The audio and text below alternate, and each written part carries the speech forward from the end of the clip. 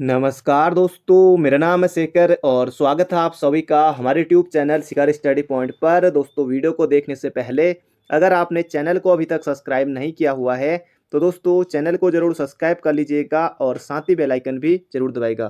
तो दोस्तों, इसमें हम हर रोज़ की तरह ही देखने वाले हैं 30 महत्वपूर्ण प्रश्नों को। तो इसमें से सबसे ज़्यादा जो प्रश्न देखने को मिलेंगे आपको वो रहेंगे दोस्तों उत्तराखंड के, बाकी हिंदी के भी, जीके के भी प्रश्न आपको इसमें देखने को मिलने वाले हैं। इसके अलावा दोस्तों अगर आपने और पार्टों को नहीं देखा है तो उन्हें भी प्लेलिस्ट में आकर ज़रूर से देख लीजिएगा। तो दोस्तों आज जो आपका प्रश्न है, आज आपको बताना है राष्ट्रीय महिला आयोग की स्थापना कब हुई थी। राष्ट्रीय महिला आयोग की स्थापना कब हुई थी और इसकी प्रथम अध्यक्ष कौन थी करके वो भी आपको बताना है। प्रथम अध्यक्ष कौन थी और राष्ट्रीय महिला आयोग की स्थापना कब हुई थी, ये भी एग्जाम में बन सकता है। जैसे राष्ट्रीय मानव अधिकार आयोग महत्वपूर्ण है, ये भी महत्वपूर्ण है। राष्ट्रीय महिला आयोग की स्थापना कब हुई थी। अब बात कर लेते हैं दोस्तों जो कल का प्रश्न था उसकी। कल का तो दोस्तों जो प्रश्न था ये भी परीक्षा वाणी में आपको आसानी से मिल जाएगा। कोटली विष्णु मंदिर पिथौरागढ़ जनपद के दिगांश गांव में है। कोटली का विष्णु मंदिर पिथौरागढ़ जनपद के दिगांश गांव में है। पिथौरागढ़ पिथौरागढ़ पिथौरागढ़, तो लगभग सभी ने सही बताया हुआ है, तो एग्जाम में बन सकता है क्योंकि 2019 में इसको विश्व धरोहर में शामिल किया गया था। तो पहला प्रश्न है दोस्तों यहाँ पर पर्यायवाची का प्रश्न है और बिल्कुल अलग है। सभा का पर्यायवाची है। तो आपने दोस्तों इस तरह के क्वेश्चन एग्जाम में नहीं देखे होंगे, लेकिन ये किसी एग्जाम में पूछा गया था। तो सभा का पर्यायवाची कौन सा नहीं है। सभा यानी कि बैठक हो रही है, बिल्कुल है। परिषद भी कह सकते हैं, महापरिवर्तन ये भी कह सकते हैं। तो ये हो जाएगा हमारा सम्मिलित। ऑप्शन नंबर ए सम्मिलित यानी कि शामिल होना, सभा में शामिल होना वो हुआ सम्मिलित होना, तो ये नहीं होगा। तो ऑप्शन नंबर ए हो जाएगा इसका बिल्कुल सही उत्तर। अगला प्रश्न है ये दोस्तों अलंकार है। तो ये आपने खूब उस समय सुना भी होगा गाने में भी। बाकी यहाँ पर अलंकार आ गया है, तो यहाँ पर आपको बताना है इसमें अलंकार कौन सा होगा। पायो जी मैंने राम रतन धन पायो, पंक्ति में कौन सा अलंकार है वो आपको यहाँ पर चुनना है। रूपक अलंकार, उपमा, अनुप्रास या उत्प्रेक्षा। तो दोस्तों इसमें हो जाएगा हमारा ऑप्शन नंबर ए रूपक अलंकार। तो ये आपको बिल्कुल याद रखना है, बहुत ज़्यादा महत्वपूर्ण प्रश्न है। और जो यहाँ पर जो दोस्तों यहाँ पर एक तो राम है, राम का प्रयोग हुआ है उपमान के रूप में, और जो यहाँ पर धन है ये है उपमेय। तो यहाँ पर हो जाएगा दोस्तों यहाँ पर रूपक अलंकार। तो ये हो जाएगा दोस्तों यहाँ पर रूपक अलंकार, ऑप्शन नंबर ए। अगला प्रश्न यहाँ पर एक विद्यार्थी को अपने स्कूल के प्रधानाचार्य को अभिवेदन में क्या नहीं लिखना चाहिए। अब एक विद्यार्थी है, प्रधानाचार्य को अभिवेदन लिख रहे हैं, तो प्रार्थी दोस्तों आता है नीचे पर, ये भी लिख सकते हैं। बहुधीय वो भी नीचे से आपने देखा होगा, लिखा होगा बहुत ज़्यादा। आपका आज्ञाकारी शिष्य ये भी लिखते हैं, आपका आज्ञाकारी शिष्य। तो निवेदक दोस्तों ये नहीं होता है, तो ये हो जाएगा हमारा ऑप्शन नंबर सी।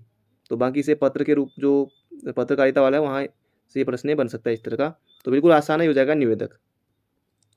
अगला प्रश्न है यहाँ पर भाषा को बोलते समय होने वाले उतार चढ़ाव को क्या कहते हैं। अनुदान, अवरोह, संगम या आरोह। तो भाषा को बोलते समय होने वाले उतार चढ़ाव को कहते हैं अनुतान। तो ऑप्शन नंबर ए हो जाएगा इसका बिल्कुल सही उत्तर। अगला इनमें से कौन सी रचना ज्ञानपीठ पुरस्कार से सम्मानित नहीं है। चिदम्बरा दोस्तों सुमितानंदन पंत की 1968 में, यामा 1982, और बाकी उर्वशी दोस्तों दिनकर की है। दिनकर को भी मिला है उर्वशी के लिए, तो उर्वशी के लिए को भी मिला है, ज्ञानपीठ से सम्मानित है। बाकी ये हो जाएगा बुनी हुई रस्सी नहीं है। तो ऑप्शन नंबर सी हो जाएगा इसका बिल्कुल सही उत्तर। तो इस तरह के क्वेश्चन भी दोस्तों जो सिलेबस में नहीं भी है, ज्ञानपीठ पुरस्कार जिन जिन को मिला है, तो आपको सभी को पढ़ना पड़ेगा चाहे वो सिलेबस में हो ना हो, क्योंकि ज्ञानपीठ वाली लिस्ट से प्रश्न बन सकता है कि किसको मिला है नहीं मिला करके। अगला प्रश्न है यहाँ पर जिस विकारी शब्द से संज्ञा की व्याप्ति मर्यादित होती है उसे कहते हैं सर्वनाम, क्रिया, विशेषण या अव्यय। तो संज्ञा या सर्वनाम की विशेषता बताने वाले को दोस्तों विशेषण कहते हैं। तो व्याप्ति मर्यादित होती है वही है, ये हो जाएगा यहाँ पर विशेषण। अगला प्रश्न यहाँ पर हिंदी में ध्वनियाँ कितने प्रकार की होती हैं। 2, 4, 8 या 6। तो ये हो जाएगा दोस्तों यहाँ पर 2। ध्वनियाँ कितने प्रकार की होती हैं, कौन कौन सी। एक स्वर, एक हो गया व्यंजन। अब स्वर क्या होते हैं, स्वतंत्र रूप से बोले जाते हैं स्वर, और व्यंजन ये स्वरों की सहायता से बोले जाते हैं, तो ये हो जाएगा 2। अगला प्रश्न है यहाँ पर, निम्नलिखित में से कौन सा युग्म सुमेलित नहीं है? सूती वस्त्र उद्योग उधम सिंह नगर, बिल्कुल सही है, सूती वस्त्र यहाँ है, सही है। मैग्नेसाइड उद्योग अल्मोड़ा, बिल्कुल कर सकते हैं। दिया सिलाई उद्योग नैनीताल, ये भी सही है। कागज उद्योग दोस्तों बागेश्वर दिया हुआ है, इसको हम नैनीताल कर सकते हैं क्योंकि लाल कुआं, तो ये होगा नहीं बागेश्वर, तो ये हो जाएगा हमारा ऑप्शन नंबर डी। अगला प्रश्न है यहाँ पर, उत्तराखंड में विधानसभा की आरक्षित 15 सीटें हैं और 15 सीटों में अनुसूचित जाति और अनुसूचित जनजाति की कुल सीटें कितनी हैं? तो एससी के लिए दोस्तों 13 सीटें हैं, एसटी के लिए यहाँ पर 2 सीटें हैं, तो ये हरिद्वार में 3 है एससी के लिए, बाकी और जनपदों में 1-1 है, बाकी चंपावत में आपको देखने को नहीं मिलेगी, और भी जनपद रुद्रप्रयाग में भी नहीं। तो ये जगह दोस्तों 2 सीटें जो हैं एसटी के लिए, एक तो नानकमत्ता होगी और एक चक्राता। तो बढ़ते हैं अगले प्रश्न की तरफ, ऑप्शन नंबर 20 का बिल्कुल सही है। अगला है यहाँ पर, निम्न में से कौन सा युग्म सुमेलित नहीं है? एक तरफ गुफा दी हुई है, एक तरफ स्थान दिया हुआ है। भैरव गुफा देवलगढ़, देवलगढ़ कहाँ है? पौड़ी में है। ब्रह्मा गुफा केदारनाथ, पता ही आपको। सुमेरु गुफा गंगोलीहाट पिथौरागढ़। कपिलेश्वर गुफा चंपावत। तो सुमेलित नहीं है पूछा है, तो भैरव गुफा देवलगढ़ है, बिल्कुल सही है। ब्रह्मा गुफा केदारनाथ सही है। सुमेरु गुफा पिथौरागढ़ गंगोलीहाट, ये भी सही है। कपिलेश्वर गुफा दोस्तों चंपावत ना होगा, ये भी होगा पिथौरागढ़ में। अगला प्रश्न है दोस्तों यहाँ पर, कुमाऊं क्षेत्र में भूमि निर्धारण प्रणाली किसके द्वारा शुरू की गई? कत्यूरी राजाओं द्वारा, मल्ल राजाओं, चंद राजाओं, या इनमें से कोई नहीं? तो ये हो जाएगा चंद राजाओं द्वारा। सर्वप्रथम रतन चंद के द्वारा किया गया था, रुद्रचंद ने भी किया था, भौतू ने किया था। ये हो जाएगा यहाँ पर चंद राजाओं द्वारा। अगला है यहाँ पर, राज्य में वन नीति के विरोध में व्यापक जन आंदोलन चलाया गया। तो ये चलाया गया दोस्तों 1911 से 1917 में। तो ये भी आपको बिल्कुल याद रखना है, जैसे अल्मोड़ा में चला था उस समय 1911 से 1917 में, तो अल्मोड़ा नैनीताल इन सब गढ़वाल जनपदों में चला था। तो ये हो जाएगा 1911 से 1917। और 1911 से 1917 के मध्य में दोस्तों स्टीपियो नेल्सन के इन्होंने एक वन बंदोबस्त भी किया था। स्टीपियो नेल्सन ने 1911 से 1917 जो वन बंदोबस्त था वो स्टीपियो नेल्सन ने किया था। अगला यहाँ पर, सहस्त्रधारा प्रपात के जल में मिलता है सोपस्टोन, गंधक, जिप्सम या ग्रेफाइट? तो ये हो जाएगा दोस्तों गंधक, ऑप्शन नंबर बी। सहस्त्रधारा दोस्तों देहरादून में है, चर्म रोग इससे ठीक होता है। अगला प्रश्न यहाँ पर, सरोला ब्राह्मण प्रथा व धूली पाथा पैमाना किस राजा ने शुरू किया? जगतपाल, अजयपाल, लखनपाल या अनंतपाल? तो हो जाएगा दोस्तों अजयपाल ने शुरू किया था धूली पाथा और सरोला ब्राह्मण। और सरोला सभा तो ये 1904 में तारादत्त गरोला, ये अलग है। सरोला ब्राह्मण खाना बनाने के लिए अजयपाल ने, जैसे चौथानी ब्राह्मण रुद्रचंद ने बनाए थे, तो सरोला ब्राह्मण अजयपाल ने। और धूली पाथा दोस्तों एग्जाम में बन सकता है प्रश्न, बना भी था, तो अजयपाल ने। तो इसका सूत्र होगा ऑप्शन नंबर बी। तो अजयपाल की बात करें दोस्तों, 37वां राजा अजयपाल, 52 गढ़ों का एकीकरण किया था, तो इसका सूत्र होगा यहाँ पर हमारा अजयपाल। अगला प्रश्न यहाँ पर, पर्यटन स्थल मुक्तेश्वर की जनपद में स्थित है? तो मुक्तेश्वर दोस्तों ये नैनीताल जनपद में है। इसके अलावा मुक्तेश्वर में बात करें आपको भारतीय पशु चिकित्सा अनुसंधान, भारतीय पशु चिकित्सा जो शोध संस्थान है वो आपको देखने को मिल जाएगा 1893 में, और मुक्तेश्वर में ही बाकी बहुत सारी चीज़ें वैसे। और भालूगढ़ जो जलप्रपात है वो भी मुक्तेश्वर में है, भालूगढ़ जलप्रपात, जो हो जाएगा नैनीताल जनपद में। अगला प्रश्न है यहाँ पर, मायावती आश्रम में कौन सा मेला आयोजित किया जाता है? तो सोमनाथ अल्मोड़ा, बालासुंदरी उधमसिंह नगर, उत्तरायणी बागेश्वर, ये हो जाएगा मानेश्वर, ऑप्शन नंबर बी। और दुधारी पशुओं की यहाँ पूजा, मतलब कि दुधारू जो जैसे गाय भैंस है तो उससे संबंधित है, ये हो जाएगा मानेश्वर मेला।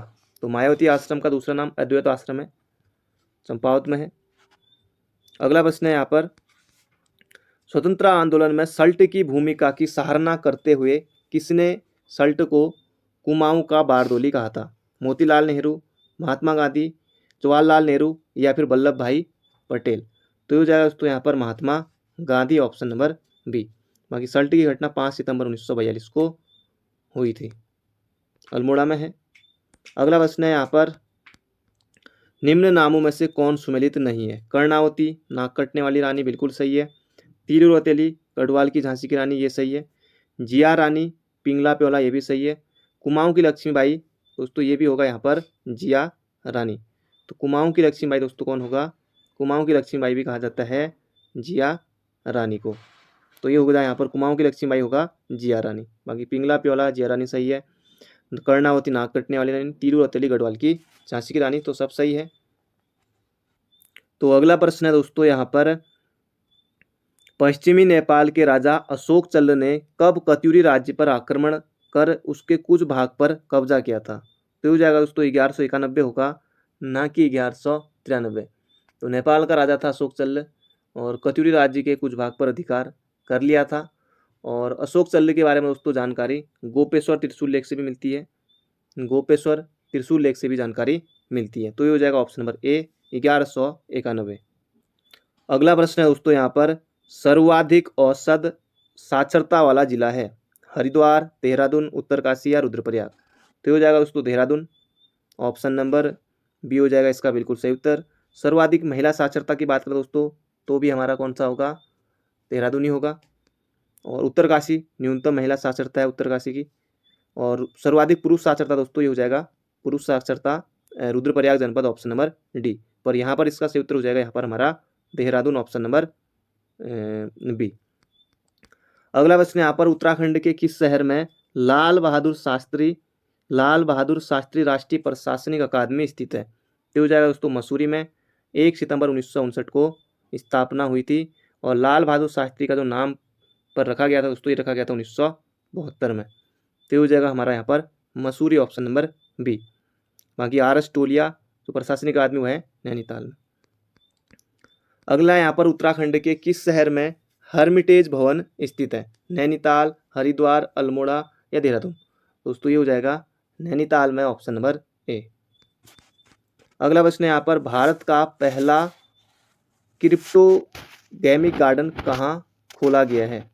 तो भारत का पहला क्रिप्टोगेमिक गार्डन दोस्तों करंट अफेयर का प्रश्न है, तो हो जाएगा देहरादून में, ऑप्शन नंबर सी हो जाएगा इसका बिल्कुल सही उत्तर। तो एग्जाम में बन सकता है। बाकी जैसे ये कहाँ खुला है भारत का, वो कहाँ खुला है, जैसे भारत का जो पहला थेरेस गार्डन है वो कहाँ खुला है, तो मुंशियारी पिथौरागढ़ में।